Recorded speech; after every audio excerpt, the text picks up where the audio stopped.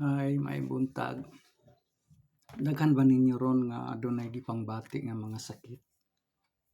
Kung gihangyo nga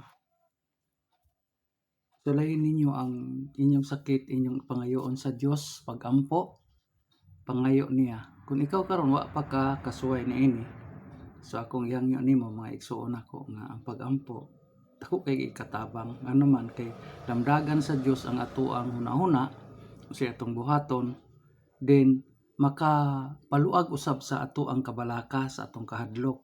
Mao na nga ang pag-ampo sa Dios ug ang pagsalig niya makahuas gyud sa ato ang kanang gitawag tang dunay tay mga gibati nga sakit. So kung wa ka kasuway niini igsuon ko, suway karon pag-ampo niya ipangaliya sa kay tas-an matingala ka igsuon ko nga mahapsay ang imuhang gibati karon. So suway karon mga igsuon ako tanan, ako mong gihangyo nga buhata ang akong gisugyot ninyo.